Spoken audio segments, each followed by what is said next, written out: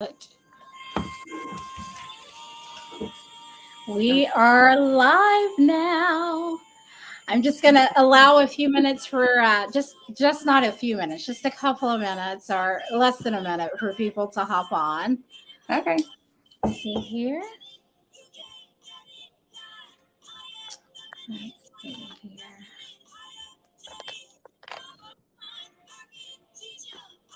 Hello, everyone.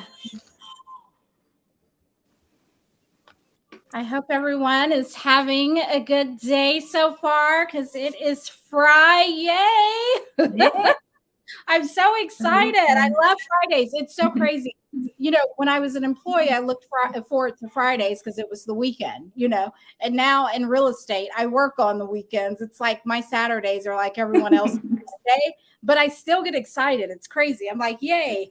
So anyways, hello, everyone. Thank you so much for joining in to YLocal Oklahoma. If you are here today, it is because you feel the need or have a passion to support everything local, including small businesses, nonprofits, foundations, just everything that's local. And together we can truly make a difference, increase employment, jobs, and grow Oklahoma's economy. So today we are meeting or chatting with the beautiful Sarah Whitewater. She is a counselor and a life coach with 12th House Wellness. She just started her new business. She is amazing. She came highly recommended to me from a gut friend. And I had the chance to personally see the growth in her life and the transformation that she has gone through since starting treatment with you on every level, from her personal life to her business, like everything. And when she was talking to me about you, I was like, okay, that's who I need. I got to have her on. So thank you so much, Sarah, for joining in with YLocal today. I appreciate it. Thank you for having me. Introduce yourself to everyone. Okay. Well, my name's Sarah Whitewater. Like you said, I'm a licensed professional counselor. I work in Oklahoma City area, and I've been in practice since probably about 2015, so about 7 years. Nice. And I opened my business last July. Nice. Last July. Okay. So we are so happy to have you on here. And the month of May, I made a post about it. I talked about it, but the month of May is mental health awareness. And it is necessary right now to definitely be able to speak with a counselor or a life coach. 1 in 3 Americans are depressed right now. And this is a good time to just kind of dive in and talk about that, and also to remove some of the misconceptions surrounded around therapy. And so how long, okay, so you answered how long you've been practicing. You said about 13 years? No, about 7. Since 7 years. Since okay. 2015. Yeah. Gotcha. Yeah. And what was your passion to open up the doors for 12th House Wellness? Well, I'm glad you asked, because I did notice your coffee cup. So you're like feeding into my answer for that, actually. So I tell people, if you know the name, then you know. It's based on astrology. So I have a huge interest in astrology and metaphysical things. So are you a Pisces? Yes, I am. I'm a triple Pisces. Oh, okay. Well, there you go. So I also am a Pisces, and so you probably know 12th house is associated with Pisces, and it is kind of like the house of unconscious, is what they say, and secrets and uncovering things that are unseen, and it's really connected to like the spiritual realm and things like that. So that's all kind of my passion, and also it focuses on finding your deepest desires and facing like your fears and stuff. So that's kind of where the name came from. I love that. So, and it's kind of like, a small piece of a bigger vision that I have in my head for growing my business. But yeah, that is that's where kind of my passion came from. And then also, you know, I didn't mention anything about counseling, but obviously I have a passion for helping people and just watching people make their steps in their growth. I worked in hospital setting previously, so I think I talked to you about that. Yeah. Where it's kind of like a Band-Aid, you know, the hospital, Yeah. it's like you go there, you get what you need, but outpatient counseling is really where you see people make the progress over like long term. So I really enjoyed seeing people like their start and their long term like progress. So that's why I like outpatient so much. So was your passion working in the hospital Mm-hmm. and seeing the initial, like, okay, here's a Band-Aid Mm-hmm. to you get through this day or Yeah. a little while longer. Did that at all motivate you for the extended side of it? Like, you know, I want to be there to help them beyond this visit, beyond this inpatient visit, or Yeah. Oh yeah, definitely. Yeah, I always say, you know, the easy part is asking for help or coming in, but the harder part is making the changes and being uncomfortable and doing it anyway. And being a support for someone who's struggling, and then, you know, coming in to talk to me and just seeing the growth is so it's just so much more rewarding. Not saying the hospital is not important, it is, but it is. the outpatient and the longer term work is much harder to stick 100% with. agree. So, It is. yeah. So Yeah. I like being able to support people to stick with it, even though it kind of sometimes being in therapy. It does, you know, because I know at one point there was like a statistic that talked about the amount of stress that therapists deal with. And at one point, I wanted to be a therapist, but I'm an empath. And I'm like, oh gosh, I'm going to absorb everyone's energy that walks through that door. Yeah. So, what services do you offer at your practice? Right now, I'm mainly offering individual counseling, but I do have plans this summer to start some group counseling. I feel like several of the people I work with could benefit from, like, you know, the more dynamic interactions with other people. And I work with a lot of people that have social anxiety or interpersonal issues. And so I just feel I'm going to be opening some groups to focus on that. But right now, just individual. And I also, on the life coaching side or the education side, I plan on, I've been working on content to be put to, that's going to be coming out, just like educational stuff for people that can't afford therapy, don't have insurance, or, you know, just so there's something else that I can offer people if I'm not able to service them. So it's in the works. But that's nice that you have that in place. Like if it goes beyond the scope of what you handle, you don't try to take it on, and you refer them out. Yeah, definitely. That and is if you know, like I said, if there's a barrier to counseling, then they at least have some kind of form of education or something to utilize in that period, you know, where they getting services. And I also offer free consults to anybody. It's just like a free 15-minute consult. It's a video. So, and then that kind of helps me know if they're a good fit, or like if they are kind of either their problems are out of my scope or not something like I'm well versed in, you know, because I want people to get the best help. And sometimes, you know, even just having the 15-minute consult is kind of like, oh, this isn't terrible. It's not bad. Before they actually come in for like a full deep assessment or intake. Yeah.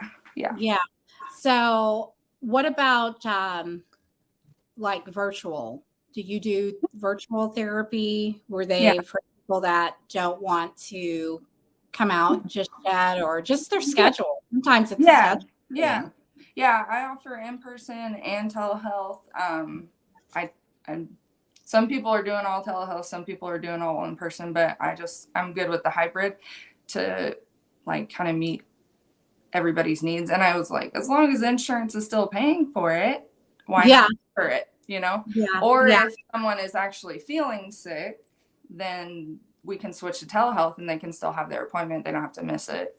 Or, if people are traveling, they don't have to always miss their They appointment. don't have to miss their Yeah. appointment. And that, because that Yeah. was one thing about it. Sometimes therapy is not always convenient. And the thing that I praise the universe for is, in a lot of ways, the pandemic. It opened that up where therapy had definitely. that ability. My mother says that we therapists need our own therapist. Oh, yes. Yes. We Oh all need gosh. our own therapist, of course. Yes, yes. And let's see. Looks like Brandy says hello. My Uncle Mark says, like weight loss, executing a plan is the hard part. Yes. Yes. Chastity said, Sarah, mine is just the follow through. Yeah, the follow through. Yeah. Chastity said, Sarah, your services are needed and appreciated so much. And Chastity lives in Virginia. We kind of talked about her the other day when I said she was telling me how hard it is to find therapists. Sometimes like a long list of people. Yeah.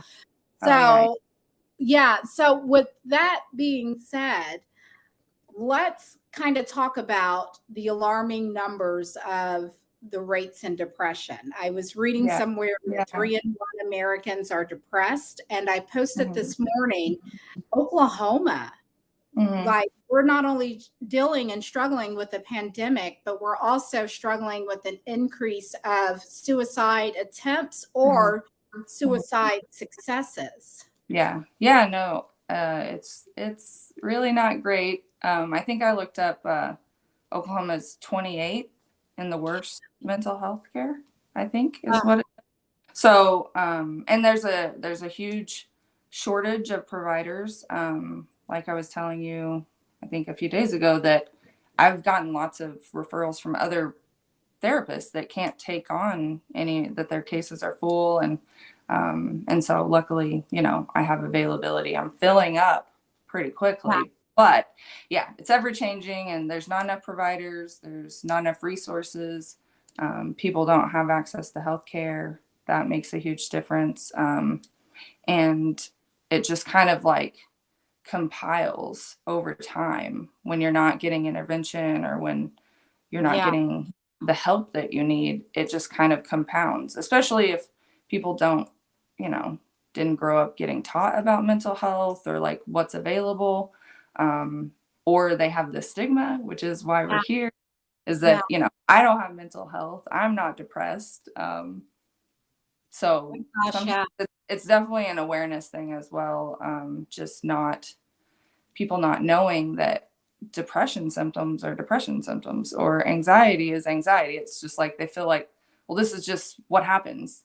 But some people don't. And then it's their normal. It's their normal. And then they come to therapy and I'm like, well, that's not quite, you don't like, have to deal with all illuminate. Yeah.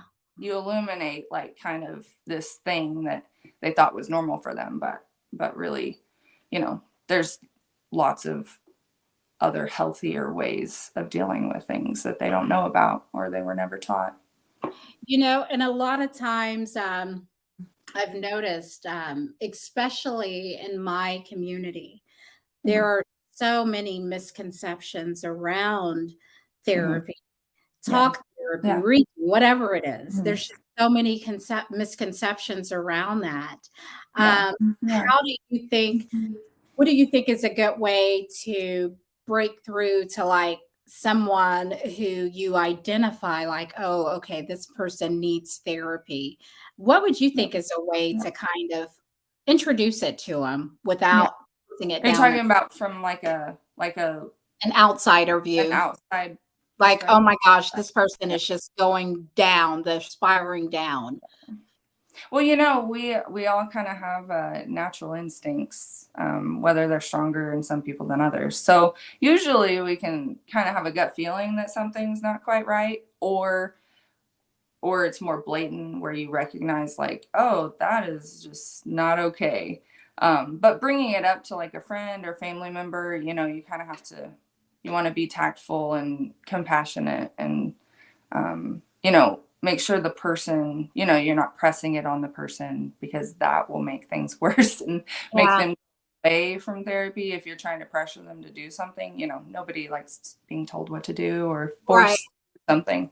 So just being compassionate and making sure, like, kind of like what you're talking about, you want to make sure you're informed about kind of like what therapy is and what, what kind of benefits they could get from it, and just opening the conversation really can help, like, have an open door. Because maybe you talk to somebody and, they don't go. That doesn't mean they didn't hear you or you didn't plant a seed or, kind of get them thinking about it. And they're also, if somebody does want to take that step, but they don't want to come to therapy, there's websites that do mental health screenings, which can help kind of other people identify, like, oh yeah, these are the symptoms that I'm experiencing, so I didn't recognize them as depression, anxiety. Could you post those websites under this live? Okay, perfect. Yes.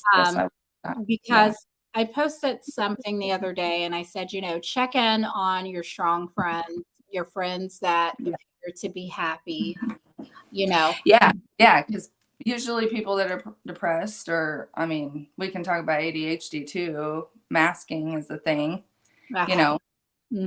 So if the biggest thing is, if I'm talking to an individual person who think they may need mental health or not, like, are you feeling the same inside and projecting it out? Yeah. If you're not projecting how you're really feeling inside, then you might at least need to talk to somebody to see, why asking it, to kind of investigate that a little bit more, so you don't have to do it on your own. Because it is really hard to tell, like, do I need counseling? Do I not need counseling? Like, especially someone that, may have an aversion to it. So just really checking in with yourself, and the other, as a friend or family, checking in with, like you said, the people that are putting on that strong front, or the people that do everything for other people, or the people that are always giving, and that is one of the populations that I tend to work with. I work with lots of women, and young adults and teens. But a lot of the women I work with do have kind of a tendency to overgive. And then they're not really, in their relationships, they may not be getting anything back to, like, kind of fill up their cup or to de-stress or to cope. So that's kind of you just spoke to me, sister. You just spoke directly to me, because I'm always giving. And then not too long ago, I just hit kind of like, oh my God, I feel so empty. What is going on with my life? And it was because my cup wasn't being filled up, nor was I taking the time to fill my cup up. For yourself. For myself. Part of it too. So important. Mark Jones asks, do you counsel veterans? Many veterans are in need of help right now. Yeah, it's not really my specialty. Unfortunately, I haven't really had a lot of experience or training with that, but you're right. Mark, is that what his name was? Mark? He's right. Yeah. It's and that's another part of the bigger, like, cultural issue and societal issue, is not having enough resources. And the VA is not enough. The VA It's not.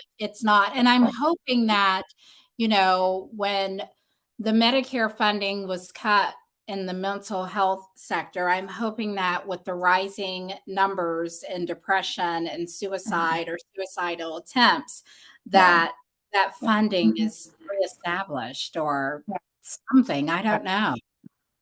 Well, I know there are some things in the works that are bigger than us, but there is. See what that actually means for Oklahoma.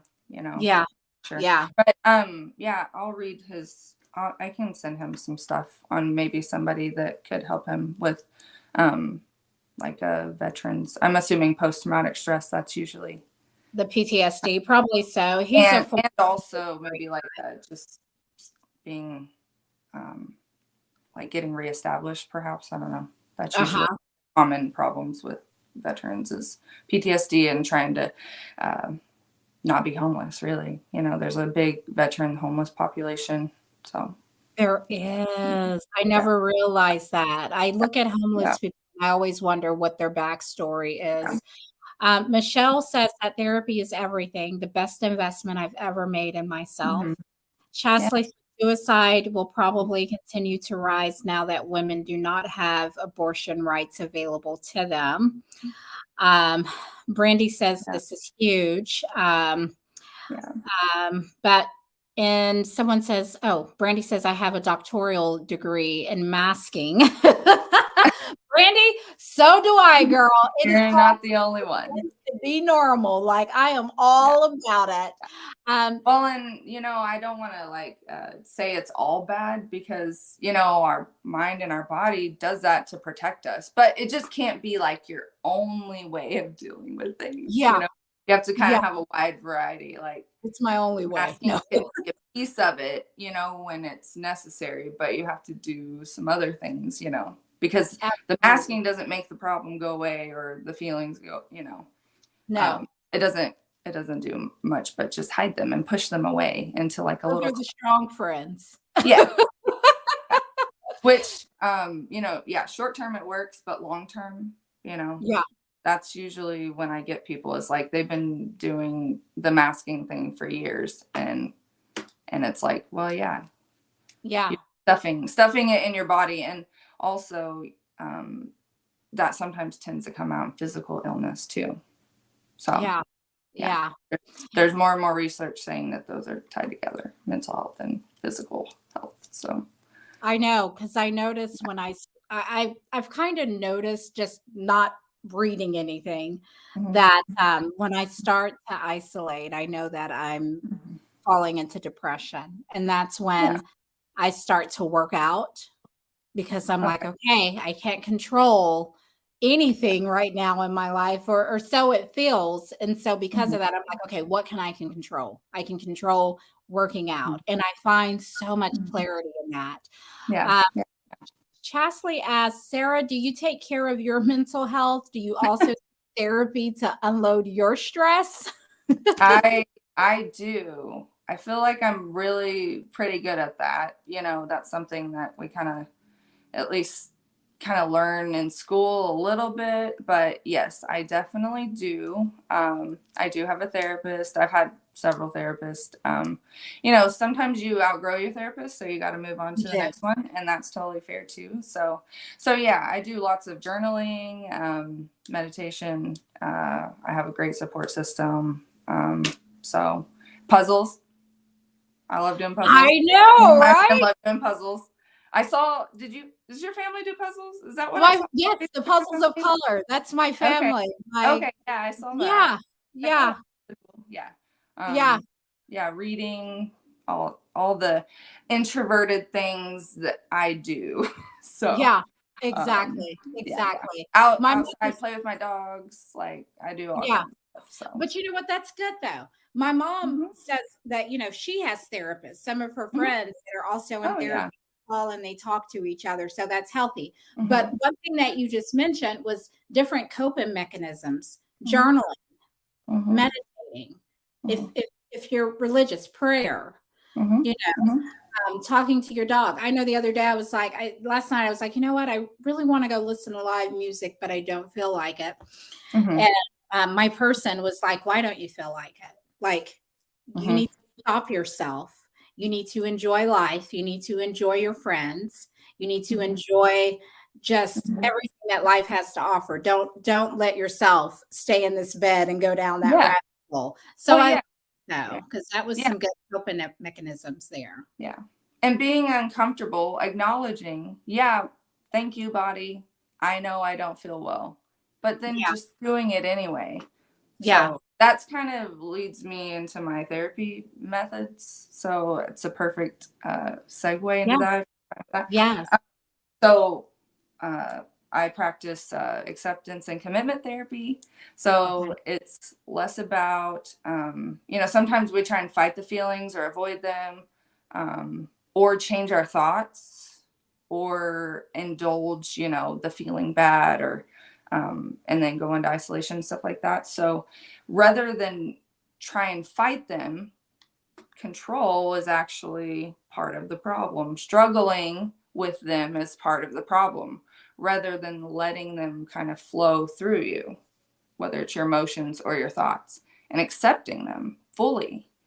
Because it's much harder to say, I'm not going to have this thought. You're going to have the thought, probably. If you've had it, especially if you're an adult, older adult, you're going to keep having the thoughts that you've had, for a lot of your life. It's really hard to eliminate them. But if you can accept them more fully and be uncomfortable with them and acknowledge them, being comfortable, and then choose to do the coping and the thing that makes you feel better anyway. Yeah. That's really and then that's the commitment part, is committed action. So that's where acceptance and commitment therapy comes from. So, because I saw on your page where you empower your clients to come up with their treatment plans. Yeah. It's definitely client directed for sure, because I believe that everybody kind of knows what they need. Yeah. It's that voice or that gut instinct, and they ignore it. They do. Ignore it.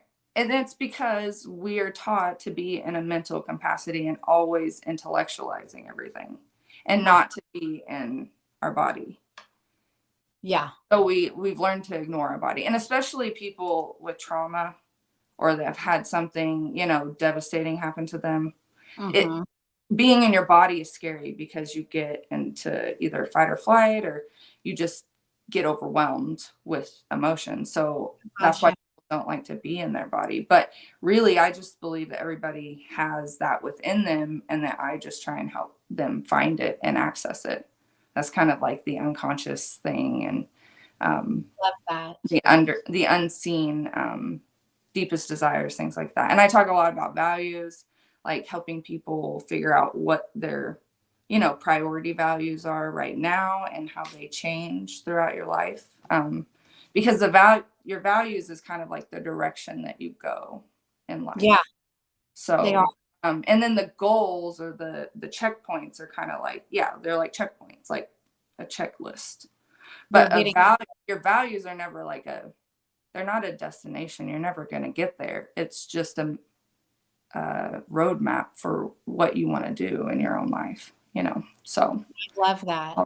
Yeah. It's kind of like, that's what guides you. Yeah. It's like, And so what I heard in all of that also, for everyone that's watching, is remember, you are not your thoughts. Those thoughts in your head that are telling you you're not enough, you're not good enough, you don't talk good enough, you don't come from this lifestyle, how can you go somewhere else? You are not those thoughts. We are only to observe them and not judge them. We just look at them as like a passing thought bubble. That's it. And we have lots of thoughts that we don't acknowledge. Like if I say, think you can't raise your hand. Yeah. Then you just raise your hand. You can think you can't do something, but still do it. Absolutely. DA Hammerfire, I love your name. He says, great topic. Do you counsel victims of narcissistic abuse? Oh, that's a good one. Yes. The short answer is yes. Okay. And I help people discover if that's what's happening. So there's this narcissism, codependency, like kind of, it's overused, it's overstigmatized, but they attract each other because they're givers and takers. Yeah. And sometimes people don't know that is a thing. And they get caught up in relationships that are the same every time. They think it's going to be something different, and then turns out they get caught up in it, and it's the same thing that they just got out of, a few years ago. So yes. Okay. Figuring out what that is, getting a name to it, is very helpful. And sometimes people don't even know. Like sometimes it takes years for people to even become aware or get out of the situation. Yeah. And I think sometimes it's that way for the narcissists themselves. Sometimes they don't realize how they are, because it's some ways it can be kind of like a learned behavior, like a generational curse, like the church talks about, where you're just repeating what you've seen yourself. Yeah, it can definitely be learned through the environment, or it can be kind of just a genetic personality trait that comes through too. But I don't like, I'll say it if I know for sure.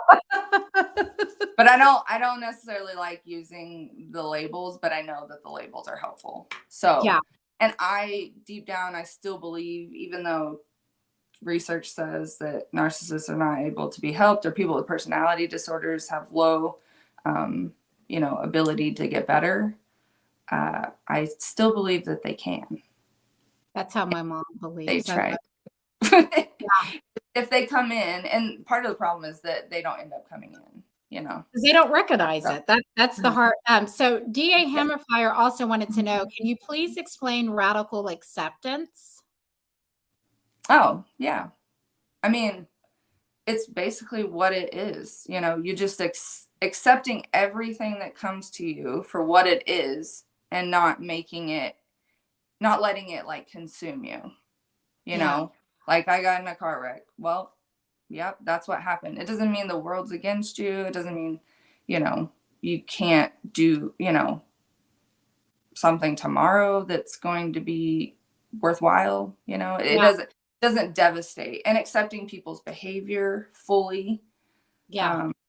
But that doesn't mean you have to continue being in a relationship with someone if they're mistreating you. It just means, like, if the person's treating you this way, you just accept it, like, for what it is, and then you get to make your own decisions on what you do, after that. So it's really what it says, just radically accepting everything that happens to you, every thought, every emotion, fully and completely, and not pushing it somewhere else, or making excuses, or justifying it, or explaining things away. People do that a lot with relationships. So just taking and really being in the moment too. You have to be in, like, this present moment in order to do the radical acceptance. So 100%. Thank you. That was very well stated, because I never even heard of that term before. So when I was reading it, I was like, radical acceptance. Well, and it goes back to the control. You have the struggle, and the problem is the struggle with controlling things. And with radical acceptance, you just have to let that go. Let go of the control. I hope all of you Tauruses are hearing this. Let go of the control. No, I'm just playing. That was a total sideline. But we all do it. We all try to control because we're comfortable in control. We are. That's what we're comforted by. 100%. And it's not a bad thing. It's just, again, the whole not all the time. You can't do it 100% of the time, or exclusively. Yeah. So just based off of your conversation, I had a question on here that says, what is your general philosophy on approaching what is your general philosophy and approach to helping? And are you more directive or more guiding? And it sounds like you're more guiding, because, like you said, people know what they need to do. They just don't listen to their bodies. And so you just kind of help guide them, even with the way your treatment plans are structured. So don't get it wrong though, because I will direct people. I will. Okay. I'm not going to get twisted. I don't do it a lot, and I tell all the people I work with, like, I don't tell clients what to do. I don't tell you what to do, but I will strongly and highly suggest that this is probably what's going to be best to help you. Okay. I can respect that. So, and it's really, like, kind of depends also. I wrote my answer to this was, it's very individualized too. I do tend to lean towards the guiding, but if someone requests to be more directive, or to have more concrete things, some people need tangible things to do, like homework, or just so that they can keep their selves on track in their progress. And I do that too. Nice. But if somebody asks me a direct question, I'm like, well, what do you think about that first? Yeah. You want them Because to what think. I think doesn't matter as much as what you think. So. And I love your approach because it helps your client know how to cope with life Yeah. beyond your sessions during the week when they haven't seen you in a few days. Yeah. Okay, well, what am I doing here? Why am I reacting this way? Why do I miss this person? Yeah. So and I like to give tools that people can incorporate on their own. The idea is not for them to be in therapy forever. That would really just mean I'm a terrible therapist. You should not be in therapy forever. If you are, your therapist probably isn't, whatever. You're not doing, you shouldn't be in therapy forever. You should be able to build skills, do it on your own, and work with your natural supports. So that's always kind of like where I'm heading with people.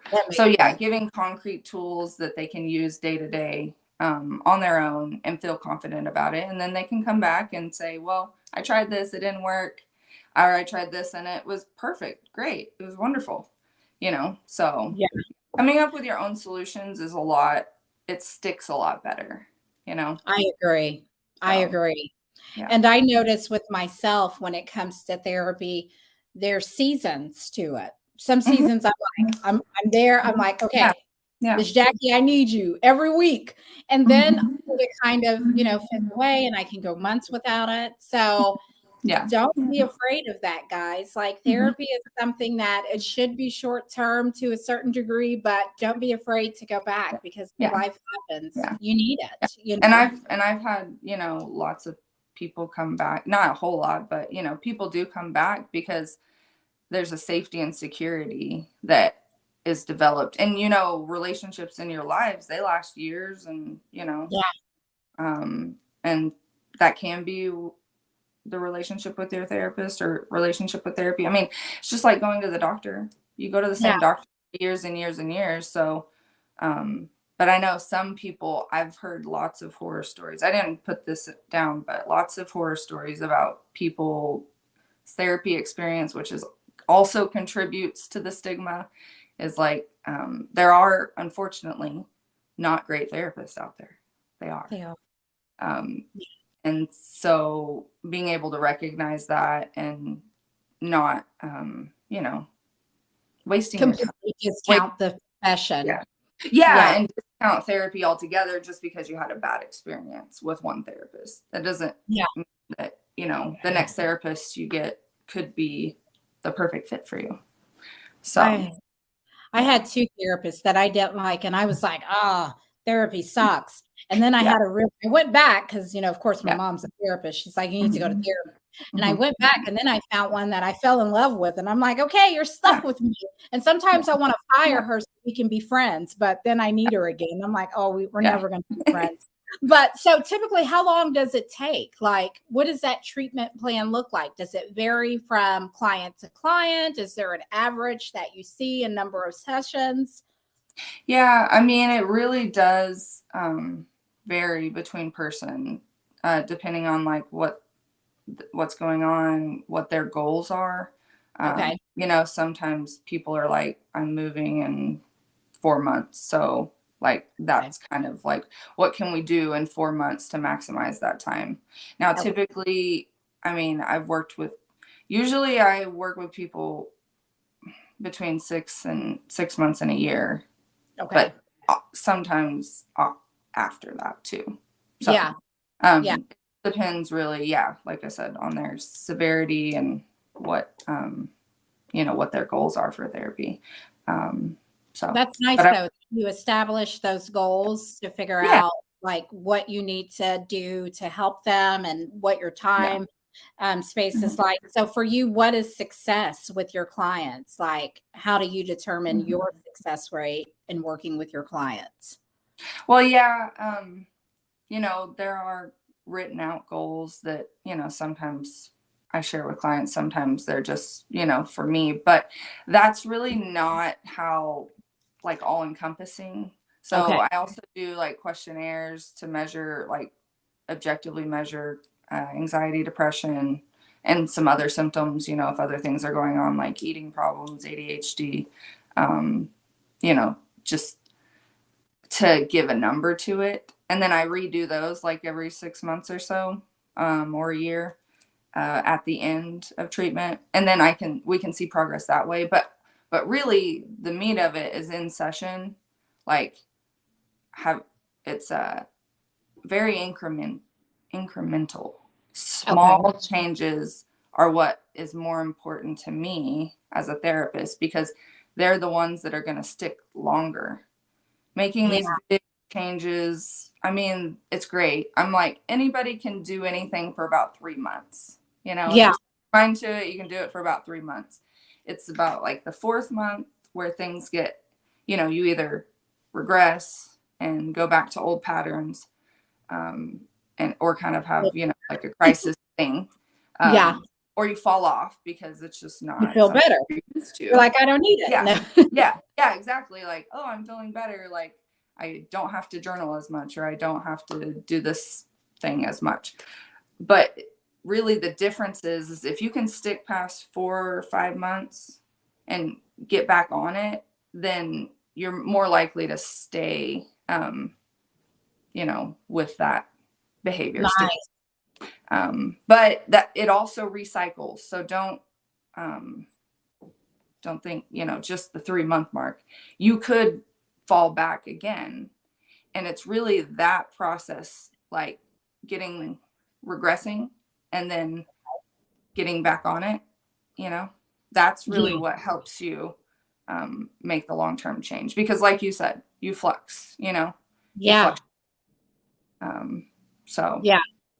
But it's not beating yourself up. What I get sometimes, a lot of times, people fall off something, a behavior that they're trying to work on or a change they're trying to make, and they beat themselves up, which makes you more depressed and more anxious, and it's not helpful, and it causes you a lot of pain, you know, and then that's where depression comes from, because you turn it inward on yourself. Well, I couldn't do it. I will never be able to do that, or I'm stupid, or you know, just inadequate type of thoughts. Just so beating yourself up, just in the corner. Don't allow beating yourself up, just kicking your own ass. Yeah. Don't be your own punching bag. Don't punch yourself in the face, metaphorically. Or actually, don't do that either. Actually, don't do any of that. All wrong. That's not how we do it. And then it kind of just spirals down. So if you can do that for like a day, beat yourself up, or like a few hours, but you can't just like keep berating yourself forever, you know? So Uncle Mark says that's called Play-Doh. What Play-Doh? I don't understand. Am I reading that? Well, is he saying that you should play with Play-Doh instead of like punching yourself? Maybe it is. Or, I don't know. Someone else says, I think we will start with our kiddos. Someone asked, what is flying monkeys? Have you ever heard of that before? Like in a metaphorical term? I mean, like as a distraction, perhaps? I don't know. Like, we're going to give them a chance. You could have flying monkeys that distract you. That's what I'm kind of thinking. I don't know. That's what I'm thinking too. So, can you explain that more in the comments? We'll come back. Yes. Can you please explain that more? So how would one prepare for their first session with you? And what does that first session look like? Like in general, when they go, what does that look like? Well, for what I do, just keep in mind this may be different for all therapists, because we all have different styles and things that we do. For me, I work on, I usually am leading a lot of the session, unless there's something like immediate. Usually I check in and see if there's like anything pressing, immediate going on. Okay. And if there isn't a very first session, I just pocket that and I'll come back to it. But it's really, I get a lot of history and try and really conceptualize like how this came to be, like where you are right now. And whether that's, you know, trauma or, you know, just experiences is how we get to where we are. So just kind of, I try and understand that and get to maybe like understanding where it's coming from, you know, like a root. Like, I know it's kind of cliche, but you know, a lot of stuff happens in our childhood. That's what I was thinking, was that inner child. Yeah. A lot of it. is, you know, from our childhood. I'm a fan. I'll blame parents. I'm not scared. Yeah. So, yeah. I mean, you know, they're our first connection, but they are. Obviously, a lot of things are out of control of children. Like you can't pick your parents, or, you know, you kind of get stuck. So I try and figure out like where it's the problem originated, because that's really, and not necessarily like going into it in depth, but just knowing and recognizing that that's what's impacting them today. Because then as we go through, we make connections like, oh, well, this is happening to you right now, but that kind of sounds like this thing that happened to you when you were a child. And then you kind of get the insight like, oh, yeah, those are kind of similar. And then you come up with themes. Yeah.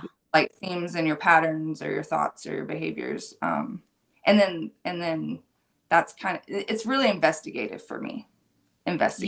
First session. And also building rapport, you know, because the thing is, some people come in and they're not ready to talk about everything. And just knowing they don't have to, you know? Yeah. That was I bet you get a lot of resistance sometimes. It's like they scheduled the appointment with you, but they're like, you know.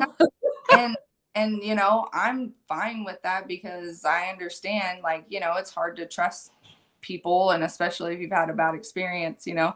So I try and investigate what's going on and build rapport, which is, you know, just kind of saying, well, if you get to share whatever you want in this experience, and if you're not comfortable sharing something now, that doesn't mean we can't talk about it later. And we probably should talk about it later, because that will do more rather than keeping it kind of like dormant. Yeah. So I wish therapy was a tool provided to children in middle and high school, like core monthly check-ins. This would be preventative. So that kind of went back to inner child. I know with myself, I have to do a lot of inner child work and a lot of inner child meditations, because, you know, and I feel like I'm not enough, or this and that. So that was just, I wanted to read that to you, because we're talking about that. But someone else said the term flying. Okay, go ahead. You go ahead. You tell me what were you going to say? Oh, well, I was just saying, what was I going to say? A lot of people are anxious about going to the first session, but just go. If you don't like it, you don't have to go back. That's all I wanted to say to people. Thank you. Please, just don't like it, you have to go back. Yeah. Okay, so go ahead. Go ahead. Yeah. Go ahead. What else is going on there? Because I like I know, right? It's like you can't see it. Thing. The term flying monkey refers to abuse by proxy, or having someone else perform the bidding of another person. In the case of a narcissist, anyone who grew up watching The Wizard of Oz will recall how frightening the Wicked Witch of the West flying monkeys were. Oh, okay. So, that makes sense. The psychological part of term for that would be triangulation. Triangulation, where you have a victim, a persecutor, and a savior. I'm going to write that down. Yeah. Well, and that's not just with abuse, but that happens in family dynamics, you know. So where, like, you know, one person tells one thing to this person to go tell the message, or to influence this other person. So it becomes, a triangle of where you're not directly communicating with the person that you need to be communicating with. It's like, and that can be it's not just communication. It can be, you know, behavioral things too, you know. That makes sense. So. Like you're acting out. You know, when I think of that, I think of parents sometimes acting out with their kids. It's misplaced. So the kid asks them a question and they're explosive, and it has nothing to do with that kid. It's whatever else that they're kind of going through. Yeah. Okay. I like that. Someone asked, what do you do when a family member is suspected of schizophrenia? Well, you definitely want to get an appointment with a psychiatrist to investigate that a little bit more. And schizophrenia it's kind of like a biological thing. unfortunately, there's not like a blood test for it, but there are, the insurance doesn't pay for this, but there are brain scans that you can get that you have to pay for, obviously. That schizophrenia is when the gray matter in your brain decreases. So, so it's, but like I said, medication is the best thing for schizophrenia. Unfortunately, I wish there were other, and social skills, and kind of like I know there's group homes and things like that can help with schizophrenia, or you can just take them to the hospital too, Okay. Janine, finding a therapist. I would find a therapist. There's Hope Community, which most of the time people with schizophrenia don't have insurance. So Hope is a free service. I think North Care and Red Rock, those, they all have some state funding that allows the person to come there, and they can get free counseling or case management or psychiatry. Awesome. And guys, she will be able to go back through later and maybe answer your questions or DM you directly. But like questions though, that's good. Yes, I love it. This is the most engagement I think I've had. So it's definitely necessary. Are there any other misconceptions surrounding therapy that you would like to address, or any of the statistics or anything else that you would like to address surrounding therapy? I mean, I had wrote down that one misconception is that you're always talking in therapy, and you don't always have to be talking in therapy, or you don't always have to have something to talk about. That's good.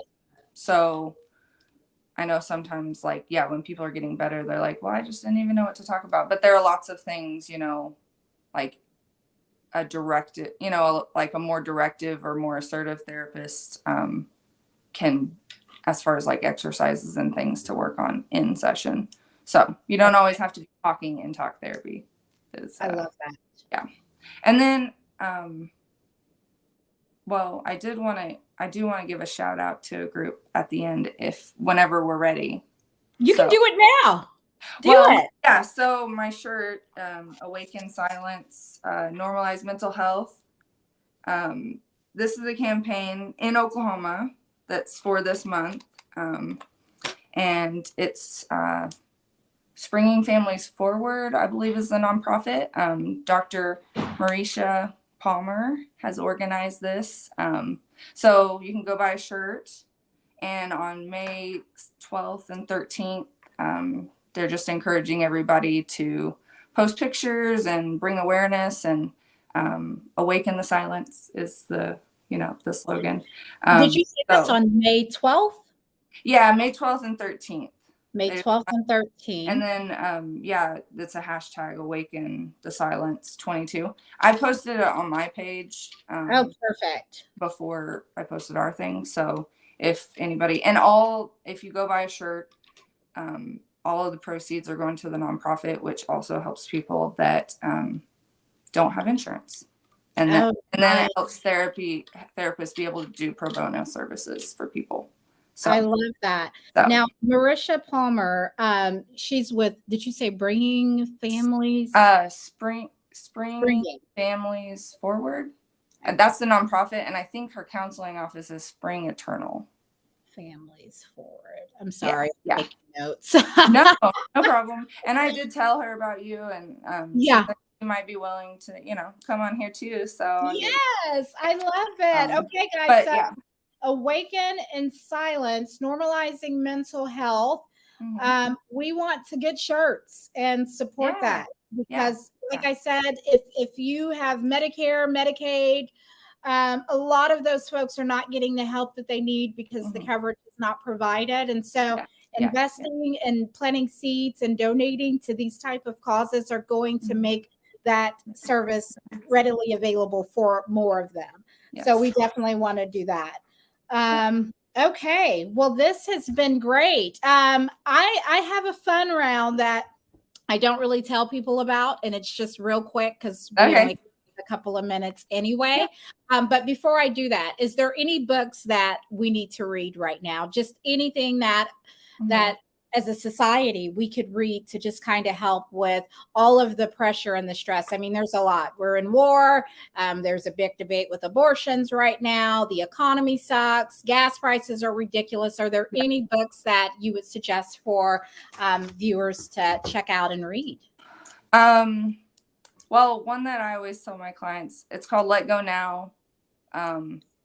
It's more for people that have like codependency and to kind of help people detach from it, but from other people's problems or things that are out of your control.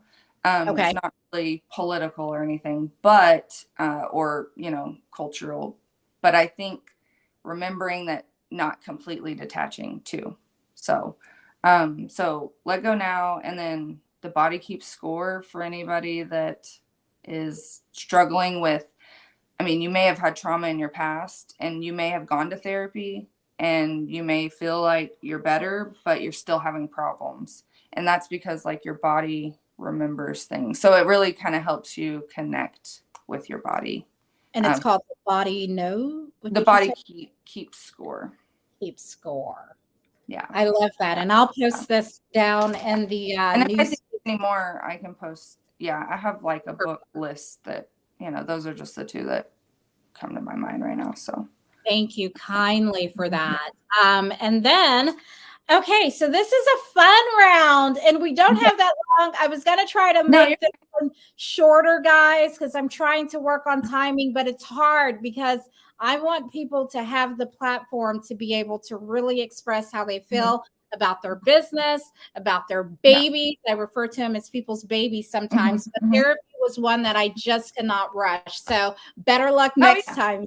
But this is a fun session. So these are just random questions. Bad haircut or a bad dye job? I'll take the bad dye. Because you can cover that up. You can cover that up. I hate you can cover that up. Misquoted movies or mistaken lyrics. Which one are you? That I don't like? Or which one? Which one are you known to do? Misquote the movie or lyrics? Movie, yeah. No I'm much better at lyrics, yeah. Yeah. Test the waters or dive in deep? Oh man, that one's hard. Right? Well, I mean, yeah, I'll just say dive in deep. I kind of have a need for knowledge, so I usually deep dive into things and then decide like, no, that's for me. Or yeah, just help it. I got more of an adventurous, so deep dive, yeah. And sort by price or sort by ratings? Ratings. I like quality over the cost. I'll pay some money for good quality. Okay, so zombies or vampires?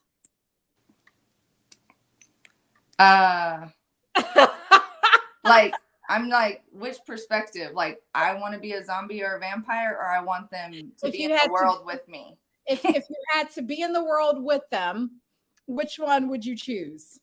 I would probably choose vampires, yeah. I mean, because if they attack you, then you can turn into a vampire, maybe.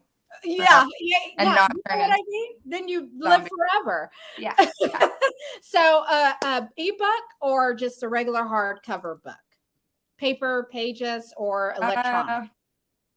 Man, these are conflicting because I do like paper. I like paper.